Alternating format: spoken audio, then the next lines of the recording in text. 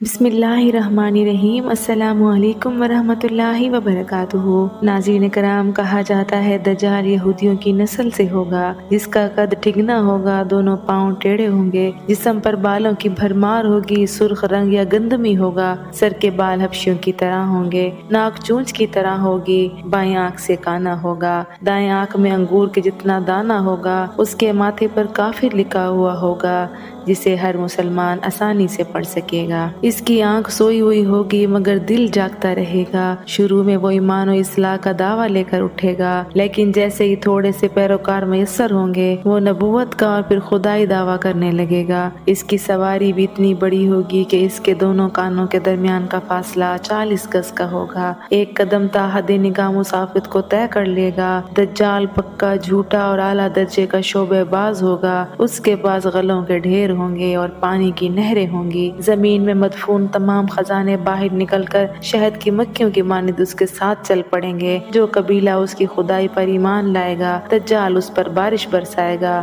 جس کی وجہ سے کھانے پینے کی چیزیں اگنے لگیں گی اور درختوں پر پھل اگنے لگیں گے۔ کچھ لوگوں سے آ کر کہے گا، اگر میں تمہارے ماں باپ کو زندہ کر دوں تو کیا تم میری خدائی کا اقرار کر لو گے؟ لوگ جواب میں کہیں گے ہاں۔ پھر دجال شیطان کو ان لوگوں کے ماں باپ کی شکل میں لے کر نمودار ہوگا، نتیجتاً بہت سے افراد ایمان سے ہاتھ دھو بیٹھیں گے۔ اس کی رفتار آندھیوں سے بھی زیادہ تیز ہوگی اور بادلوں کی طرح رواں ہوگی۔ وہ کرشموں اور شعب و بازیوں کو لے کر دنیا کے ہر چپے چپے کو روندے گا۔ تمام دشمنان اسلام اور دنیا بھر کے یہودی امت مسلمہ کے بغض میں اس کی پشت پناہی کر رہے ہوں گے۔ وہ مکہ معظمہ میں گھسنا چاہے گا، مگر فرشتوں کی پہرہ داری کی وجہ سے ادھر نہیں گھس پائے گا، اس لیے نامراد اور ذلیل ہو کر واپس مدینہ منورہ کا رخ کرے گا۔ اس وقت مدینہ منورہ کے 7 دروازے ہوں گے، ہر دروازے پر فرشتوں کا پہرہ ہوگا، لہٰذا یہاں پر بھی منہ کی کھانی پڑے گی۔ انہی دنوں مدینہ منورہ میں 3 مرتبہ زلزلہ آئے گا، جس سے گھبرا کر بہت سارے بے دین شہر چھوڑ کر بھاگ نکلیں گے۔ باہر نکلتے ہی دجال انہیں لقمہ تر کی طرح نگل لے گا۔ آخر ایک بزرگ اس سے بحث و مناظرہ کرنے کے لیے نکلیں گے اور خاص کر اس کے لشکر میں پہنچ کر اس کے بارے میں دریافت کریں گے۔ لوگوں کو اس کی باتیں بری لگیں گی، لہٰذا اس کے قتل کا فیصلہ کر لیں گے، مگر چند افراد آڑے آ کر یہ کہہ کر روک دیں گے کہ ہمارے خدا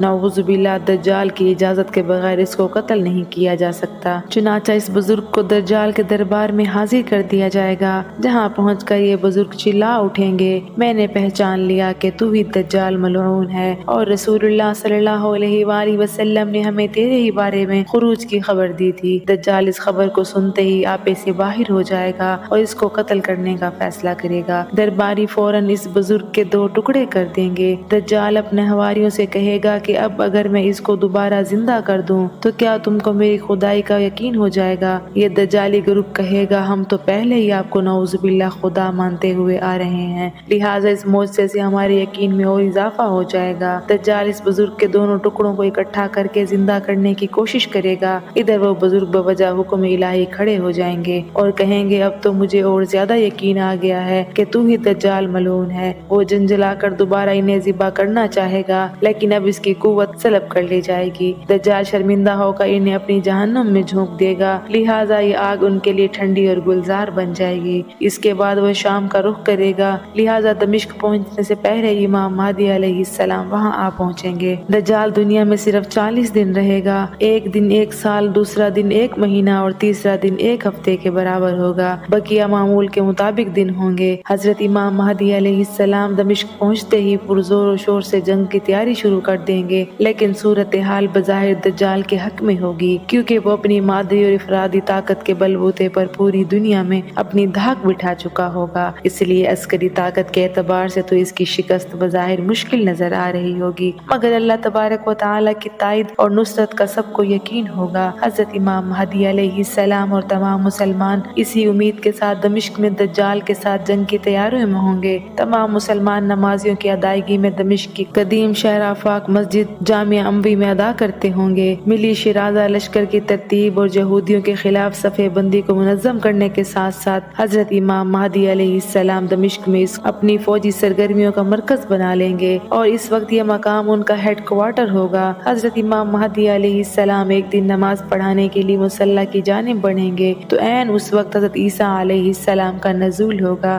نماز سے فارغ ہو کر لوگ دجال کے مقابلے کے لیے نکلیں گے۔ دجال حضرت عیسیٰ علیہ السلام کو دیکھ کر ایسا گھلنے لگے گا جیسے نمک پانی میں گھل جاتا ہے۔ پھر حضرت عیسیٰ علیہ السلام آگے بڑھ کر اس کو قتل کر دیں گے، اور جب یہ حالت ہوگی کہ شجر و ہجر آوازیں لگائیں گے کہ اے روح میرے پیچھے یہودی چھپا ہوا ہے، چنانچہ وہ دجال کے چیلوں میں سے کسی کو بھی زندہ نہ چھوڑیں گے۔ پھر حضرت عیسیٰ علیہ السلام صلیب کو توڑ دیں گے، یعنی صلیب پرستی ختم کر دیں گے، خنزیر کو قتل کر کے جنگ کا خاتمہ کریں گے، اور اس کے بعد مال و دولت کی ایسی فراوانی ہوگی کہ اسے کوئی قبول نہ کرے گا، اور لوگ ایسے دیندار ہو جائیں گے کہ ان کے نزدیک ایک سجدہ دنیا مافیا سے بہتر ہوگا۔ یہ تمام روایات مسلم شریف، ابن ماجہ اور ابو داؤد اور ترمذی اور طبرانی، حاکم اور احمد شریف سے لی گئی ہیں۔ اللہ تبارک و تعالی تمام مسلمانوں کا ایمان سلامت رکھے، آمین ثم آمین۔ یاد رہے کہ فتنہ دجال سے آگاہی تمام انبیاء علیہ السلام کی سنت ہے، جبکہ یہ سنت مٹ چکی ہے، لہٰذا اس سنت کو زندہ کرتے ہوئے اس ویڈیو کو شیئر ضرور کر دیجیے گا۔ امید ہے آپ کو ہماری آج کی ویڈیو پسند آئی ہوگی۔ اگر ویڈیو پسند آئی ہے تو ویڈیو کو لائک اور چینل کو سبسکرائب ضرور کر لیجیے گا۔ ملتے ہیں آگے کسی اچھی ویڈیو میں، تب تک کے لیے اپنا خیال رکھیں۔